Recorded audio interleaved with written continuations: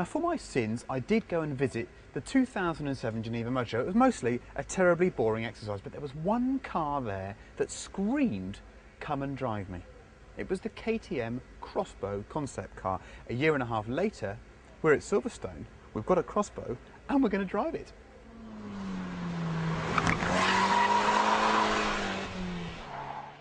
People are going to draw inevitable comparisons between the Crossbow and stuff like Caterhams and Atoms.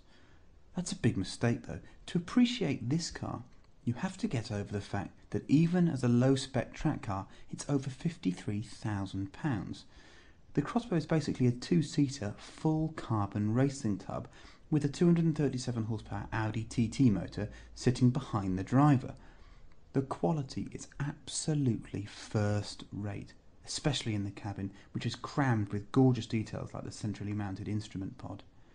But it is a bit heavier than we expected it to be, and at 790 kilograms, it'll need to be very good through the turns to cover that lack of straight line speed.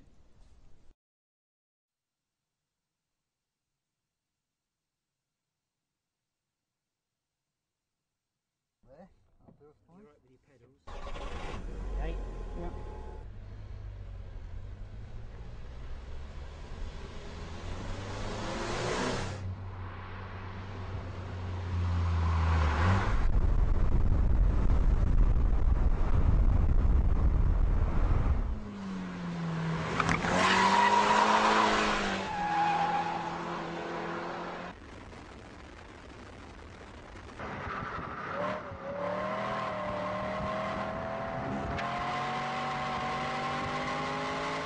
So over the start-finish straight on a flying lap, rev limiter blinks in 4th gear, we go up into 5th and down into Cops now, braking quite hard, braking late, brakes are fantastic, tipping in 4th gear, quite high speed, very little understeer and a little bit of oversteer if you get on the gas too early.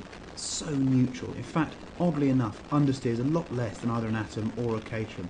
Through Beckett's here is fantastic, the car's got lots of wheel travel, quite softly sprung, so it rides the curb superbly despite that bump through the camber. Through Maggots here, holding it nearer the rev limiter, just wants to get 4th as you're coming out onto the hanger straight. Look at this now.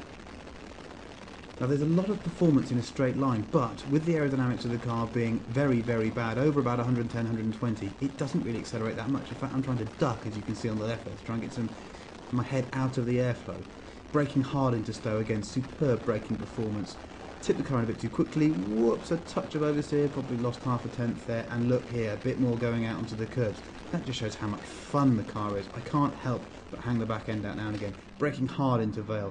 Superb here, the way you can trail brake in and carry the car right into the curb on the inside, going through club. It just is so neutral. Again, I didn't expect it to be so neutral running these normal road car tyres. That rev limiter blinker there, the shift light that you can see, I think that's in the wrong place. I'd rather that was ahead of the driver because you have to look across to get it, even though it is very, very bright. Here we go, braking hard into Abbey, 4th, 3rd, carry 3rd. You can carry the curbs here, ride them out because the car's so softly sprung. Bit of oversteer, sorry, bit of oversteer. Now through Bridge. Now we're starting to look like it's going to rain, isn't it? A few spits on the camera lens. It's still dry though, despite that bit of oversteer. That was me carrying too much speed. Into Priory. Superb braking performance, easy to hold my line again, let the car run out all the way into 4th gear, braking 3rd and 2nd down into Luckwood. Look at that. Very, very stable and very, very fast. Now this is where the lap gets a little bit spoiled because it is starting to rain now and it's not evaporating off the surface. So as we leave here, just coming out 2nd, 3rd gear, we're getting a bit of oversteer. I reckon that cost the car maybe 2 or 3 tenths coming out to go over the straight, and it's still done at 212 dead, remember, so it's actually in the 211s, this car. A mighty, mighty impressive performance.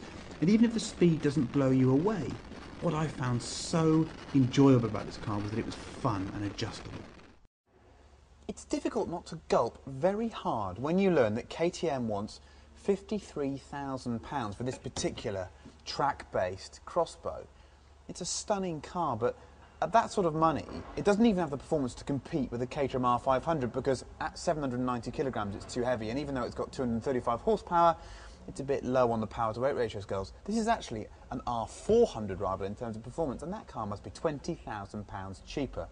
There are some big butts in there though. As a piece of car sculpture and as something to admire, as something to look at and think, wow, isn't that beautifully finished and put together? The Crossbow is in a different league to any other small lightweight sports car. It really is, even an atom. The finish on this car, the carbon fibre, the attention to detail, the lovely graphics on the screen, everything about it is just beautiful. You'd buy it just to have it in your garage so you could play around with it. Dynamically, it's also very, very impressive. The chassis is so amenable. It's mid-engine, but the steering's nice and slow, as we said, and it means that you can get the thing to hilarious angles in damp conditions, and even in the dry it wants to move around quite a bit. So on the track, very impressive. We're really looking forward to driving it on the road.